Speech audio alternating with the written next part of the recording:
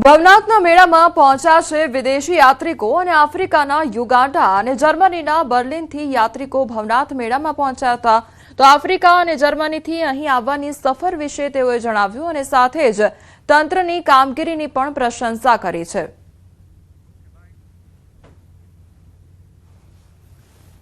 આપનું નામ જણાવજો।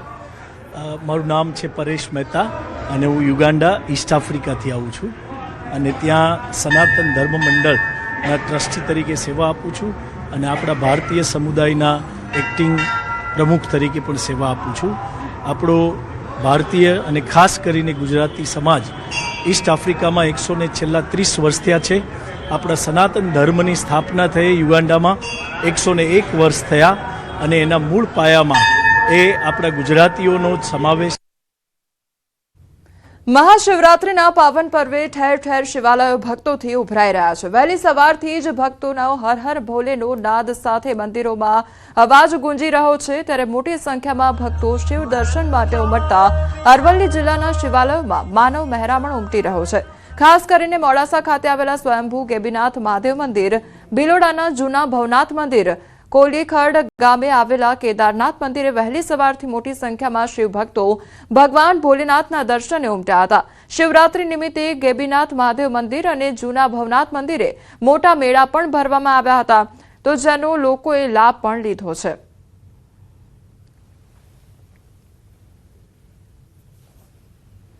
શિવરાત્રીના પાવન પર્વે અમે સૌ પરિવાર સાથે કોલીખડ ગામે આવેલ કેદારનાથ મંદિરે દર્શન કરવા આવેલ હતા, જ્યાં અમને આવીને ખૂબ જ આનંદની અને શાંતિની અનુભૂતિ થયેલી છે।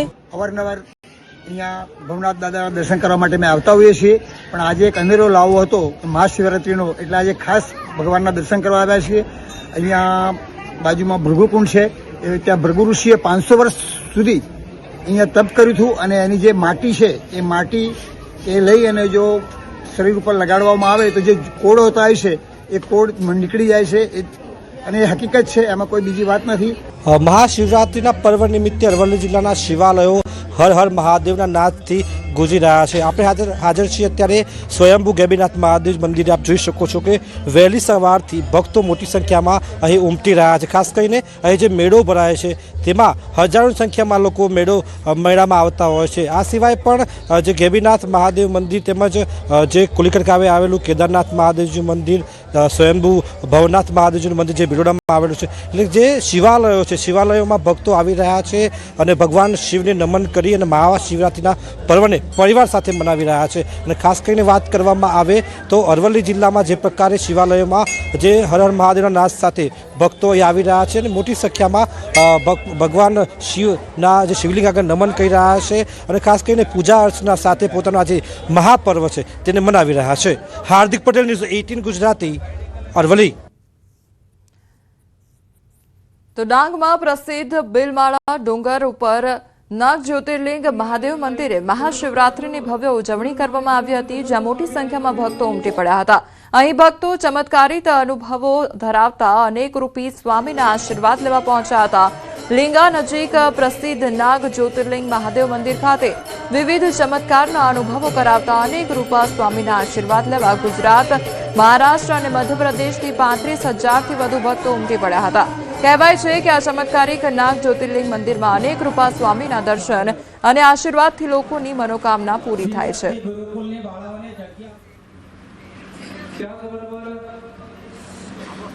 શિવશક્તિના દર્શન કરવા માટે આજે ડાંગ, ગુજરાત, મહારાષ્ટ્ર, રાજસ્થાન, MP દેશભરમાંથી લાખો ભાવિક ભક્તો અહીં દર્શન માટે ઉમટી પડ્યા છે। અહીં ખરેખર ભગવાન શિવશક્તિના દર્શન કરી ધન્યતા અનુભવી છે। અહીં અઠવાડિયાના 3 દિવસમાં દર રવિવારે, સોમવારે અને મંગળવારે ગુજરાત, મહારાષ્ટ્ર અને રાજસ્થાન કે અન્ય રાજ્યોમાંથી खूब भाविक भक्तों અહીં દર 3 દિવસ આવે છે। महाराष्ट्र से हम यहाँ पे आते हैं। यह भूमि पवित्र भूमि गुजरात राज्य में बिलमाड़ तुलसीगढ़, इस भूमि को जो शक्ति प्रदान हुई है भगवान शिव जी और माता पार्वती, अर्धनारीश्वर भगवंत की कृपा, परम पूज्य संत स्वामी अनेक रूपी जी महाराज, इनको इस पवित्र भूमि में जो माता पार्वती और शिव शिव जी इनका साक्षात्कार हुआ है। ये कि ये महाशिवरात्रि के पर्व काल पर जो भाविक भक्त आते हैं वही सब भाविक भक्तों का एक्सपीरियंस है, अनुभव है, अनुभूति है कि स्वामी जी पर जो विश्वास रखते हैं, स्वामी जी पर जो श्रद्धा रखते हैं, मुराद जो शिव और पार्वती है वो शिव पार्वती श्रद्धा विश्वास स्वरूपिणी है। મહાશિવરાત્રિના પાવન અવસર પર દ્વારકાના નાગેશ્વર જ્યોતિર્લિંગ પર વહેલી સવારથી જ શિવ ભક્તોની ભારે ભીડ ઉમટી પડી હતી। શિવરાત્રિના દિવસે ખાસ 4 પ્રહરની પૂજાનું આયોજન કરાયું હતું અને વિશેષ મહાઆરતીનું આયોજન પણ કરવામાં આવ્યું હતું। દર્શનાર્થે આવતા હજારો લોકો માટે ફરાળ અને પ્રસાદની ખાસ વ્યવસ્થા કરવામાં આવી હતી તેમજ પોલીસ પ્રશાસન અને સ્વયંસેવકોના સહયોગથી લાંબી કતારોમાં ઉભેલા હજારો શ્રદ્ધાળુઓએ શાંતિપૂર્ણ રીતે દર્શન કર્યા હતા। શિવાલયમાં ગુંજતા મંત્રોચ્ચાર અને ભક્તિમય વાતાવરણથી ભક્તોમાં એક અનોખો उत्साह જોવા મળ્યો હતો।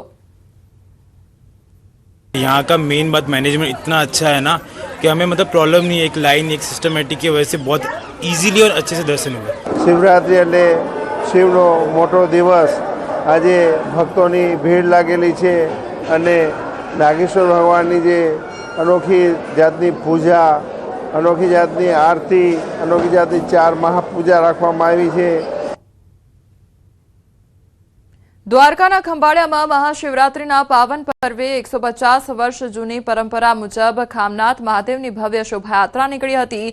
આ યાત્રાની વિશેષતા એ છે કે તેમાં 200 કિલો ચાંદીની પાલખીમાં બિરાજમાન શિવ પાર્વતી અને ગણેશજીની મૂર્તિઓને માત્ર ભૂદેવો જ પરંપરાગત ધોતી પીતાંબર પહેરીને ઉઘાડા પગે ઉપાડે છે। રંગમહેલ શાળા પાસેથી શાસ્ત્રોક્ત મંત્રોચ્ચાર સાથે શરૂ થઈ હતી। આ શોભાયાત્રામાં ઢોલ નગારા, ભજન મંડળીઓ અને બમ બમ ભોલેના નાદ સાથે મોટી સંખ્યામાં શ્રદ્ધાળુઓ જોડાયા હતા જે શહેરના મુખ્ય માર્ગો પર ફરીને ભક્તિમય માહોલમાં આ વર્ણાંગી ખામનાથ મહાદેવ મંદિરે સંપન્ન થઈ હતી। પાલખીને આખા ખંભાળિયા ગામની અંદર મેન બજારોમાંથી વર્ણાંગી કાઢવામાં આવે છે અને તે વર્ણાંગીની વિશિષ્ટતા એ આવેલી છે કે આ પાલખી માત્ર ને માત્ર ભૂદેવ કે જે લોકો પાલખીને ઉપાડી શકે અને તેમને વહન કરી શકે અને એની અંદર ખાસ કે નીચે પગમાં કોઈ ચંપલ કે બૂટ કે પગરખા કોઈ જાતના નહીં અને ધોતિયું ફરજિયાત પહેરેલું હોવું જોઈએ। એ લોકો અને એ ભૂદેવોનો જ માત્ર લાભ મળે છે। તો રાજકોટમાં આજે મહાશિવરાત્રિનો પાવન પર્વ ભક્તિભાવ સાથે ઉજવાઈ રહ્યો છે। સુપ્રસિદ્ધ રામનાથ મહાદેવ મંદિર ખાતે વહેલી સવારથી જ ભક્તોની લાંબી લાઈનો લાગી છે। મોટી સંખ્યામાં શ્રદ્ધાળુઓ ભગવાન શિવના દર્શન અને પૂજા અર્ચના માટે ઉમટી પડ્યા છે જેના કારણે મંદિર પરિસરમાં ધાર્મિક માહોલ છવાઈ ગયો છે। આજે શિવરાત્રીના મહાપર્વ નિમિત્તે રાજકોટ શહેરમાં હર હર મહાદેવનો નાદ ગુંજી રહ્યો છે ત્યારે શહેરના ગ્રામ્ય દેવતા ગણાતા અને શહેરના સુપ્રસિદ્ધ રામનાથ મહાદેવના મંદિર ખાતે પણ હજારો ભક્તોની ભીડ છે તે ભગવાન શિવના દર્શન કરવા માટે જે છે એ ઉમટી પડી છે। વહેલી સવારથી ભક્તો છે તે જે રાજકોટમાં રામનાથ મહાદેવના દર્શન કરવા માટે લાઈનમાં ઊભા છે। આપ જ્યાં નજર પડશે ત્યાં ભક્તો જે છે એ જોવા મળશે। કહી શકાય કે જે શહેરના સુપ્રસિદ્ધ આજે રામનાથ મહાદેવનું મંદિર છે તે સ્વયંભૂ છે અને શહેર રાજકોટ શહેરની સ્થાપના પહેલાનું આ મંદિર માનવામાં આવે છે। આપણી સાથે અહીં કેટલાક લોકો છે, ભાઈ ક્યારથી લાઈનમાં ઊભા છો અને આજે શિવરાત્રીનો મહાપર્વ છે, શું કહેશો? શિવરાત્રીનો મહાપર્વ એક બહુ મોટી વાત છે। દર મહિને શિવરાત્રી આવતી જ હોય છે પણ આ મહાશિવરાત્રી છે એક આનંદની વાત છે। અને આજે ક્યારથી લાઈનમાં ઊભા છો? ના, અડધો પોણો કલાકથી આ લાઈન છે। વ્યવસ્થા બહુ વ્યવસ્થિત છે, સિંગલ લાઈન છે, થોડીક વાર લાગશે। રામનાથ મહાદેવ તો રાજકોટના રાજા કહેવાય, એમાં કાંઈ ન ઘટે। ખૂબ આનંદ થાય છે રામનાથ દાદાના દર્શન કરીને। બહુ દૂરથી અમે આવેલા છીએ, દાદાની કૃપા બીજા ગામેથી આવેલા છીએ। દર શિવરાત્રી આવો છો? દર શિવરાત્રી। આજે ક્યારથી લાઈનમાં ઊભા હતા અને કેવો માહોલ છે? આજે ખૂબ માહોલ છે, ભક્તોની ખૂબ જ ભીડ છે। લાઈન તો ખૂબ જ શ્રદ્ધા છે। લોકો પણ જે છે વહેલી સવારથી લાઈનમાં ઊભા રહી અને ભગવાન જે રામનાથ મહાદેવ છે તેમના દર્શન કરી રહ્યા છે। એક અનોખો ભક્તિ અને ભક્તિ જો માહોલ જે છે રાજકોટ ખાતે જોવા મળી રહ્યો છે। હાર્દિક જોશી, ન્યૂઝ 18 ગુજરાતી, રાજકોટ। અમદાવાદના આનંદનગરમાં ચંદ્રમૌલેશ્વર મહાદેવ મંદિરમાં વિશેષ દર્શનનું આયોજન કરવામાં આવ્યું। શિવરાત્રી નિમિત્તે વિશેષ આરતી, રુદ્રાભિષેક તેમજ પ્રસાદનું કરાયું આયોજન। ભક્તોએ દર્શન કરી ધન્યતા અનુભવી છે। તો અમદાવાદના આ દ્રશ્યો સામે આવ્યા છે કે જ્યાં મહાશિવરાત્રીનો પાવન પર્વ ઉજવાઈ રહ્યો છે. ચંદ્ર બોલેશ્વર મહાદેવ મંદિરના આ દ્રશ્યો સામે આવ્યા છે.